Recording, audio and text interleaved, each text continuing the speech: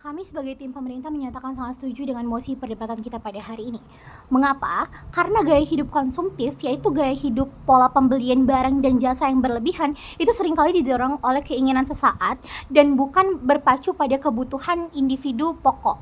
Nah, hal ini menciptakan badai masalah yang mengancam kesejahteraan individu, kestabilan ekonomi, dan keberlanjutan planet kita. Pertama, mari kita sepakati satu hal Deonjure. Kita semua menginginkan masyarakat yang sejahtera, stabil, dan berkelanjutan pada akhirnya. Baik tim pro maupun tim oposisi, saya yakin mereka akan setuju dengan tujuan mulia ini. Namun, perbedaan mendasar kami itu terletak pada bagaimana cara mencapai tujuan tersebut. Kami percaya untuk menghadapi gelombang konsumerisme yang begitu masif, intervensi aktif pemerintah itu bukan hanya penting loh, tetapi mutlak diperlukan untuk kita saat ini. Pemerintah sebagai aktor sentral yang mewakili seluruh rakyat memiliki 3 tujuan utama dalam konsep mosi ini. Pertama, tujuan pemerintah adalah untuk melindungi warga. Pemerintah bertanggung jawab untuk melindungi setiap individu dari jeratan hutang, stres finansial, dan jebakan psikologis yang ditimbulkan oleh konsumsi berlebihan. Lalu dua, pemerintah harus menjaga stabilitas ekonomi. Pemerintah harus memastikan ekonomi negara itu tumbuh sehat, tidak rapuh karena ketergantungan pada konsumsi yang tidak berkelanjutan atau impor yang membengkak pada akhirnya. Lalu masuk ke tugas pemerintah yang ketiga adalah untuk melestarikan lingkungan. Yang tak kalah penting, pemerintah tuh harus memiliki mandat untuk menjaga kelestarian sumber daya alam dan lingkungan hidup demi generasi yang akan datang, yang terus terkikis akibat pola produksi dan konsumsi yang tidak bertanggung jawab pada akhirnya. Lalu Deonjuri, kita masuk ke dalam argumentasi tim kami kenapa pada akhirnya peran pemerintah itu sangat penting untuk menjaga kestabilitasan ekonomi dan kesejahteraan individu yang sudah sebagai tujuan utama yang sudah saya sebutkan tadi. Pertama, karena urgensi melindungi individu dari jeratan konsumtif. Argumen inti pertama kami adalah pemerintah tuh harus aktif mencegah gaya hidup konsumtif karena dampaknya yang merusak finansial dan mental seorang individu pada akhirnya. Dan jadi, mari kita buka status quo kita saat ini. Berapa banyak dari kita yang terjebak dalam siklus utang kartu kredit atau pinjaman online karena tergiur diskon besar atau tren terbaru pada saat ini? Statistik menunjukkan peningkatan signifikan kasus vintage ilegal dan gagal bayar utang konsumtif di Indonesia.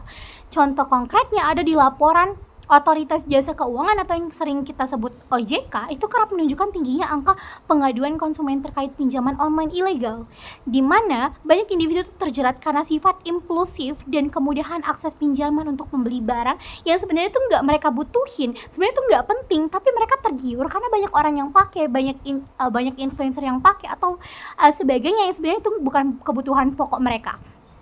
Dewan juri, ini tuh bukan lagi sekedar pilihan personal, melainkan krisis finansial mikro yang berdampak pada stabilitas sosial.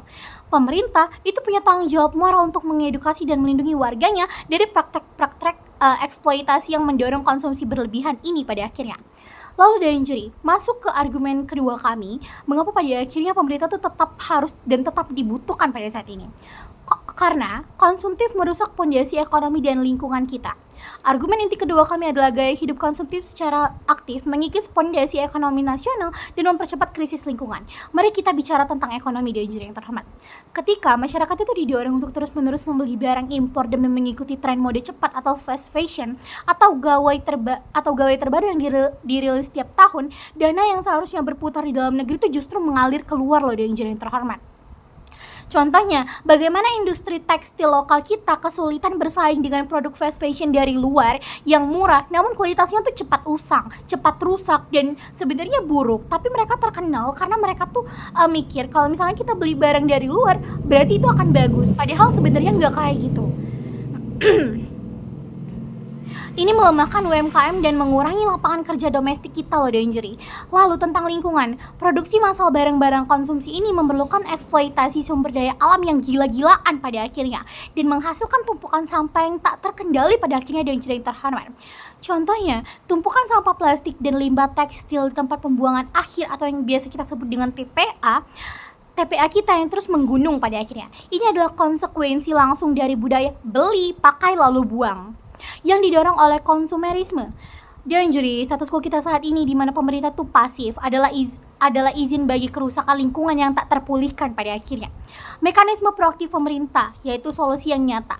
Tim Pro tidak hanya mengidentifikasi masalah, tetapi juga menawarkan mekanisme proaktif dari pemerintah. Kami mengusulkan yang pertama, pemerintah harus melakukan edukasi finansial wajib. Ini merupakan integrasi kurikulum literasi, finansial, dan konsumsi berkelanjutan sejak dini, semasa di sekolah, dan kampanye publik secara masif dan terus-terusan.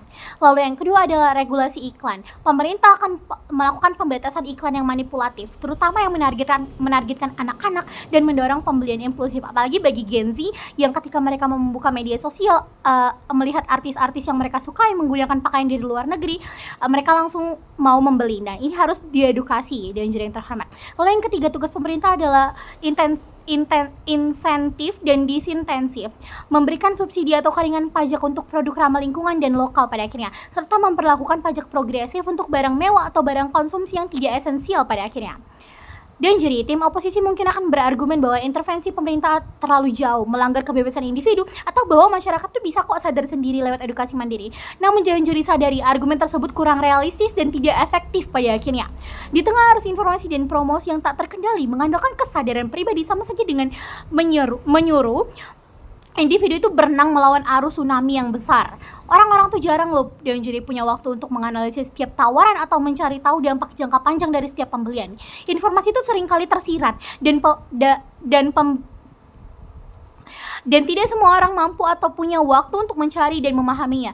Justru karena status quo menunjukkan individu itu tidak cukup kuat untuk melawan gelombang konsumerisme ini, maka intervensi pemerintah itu menjadi esensial.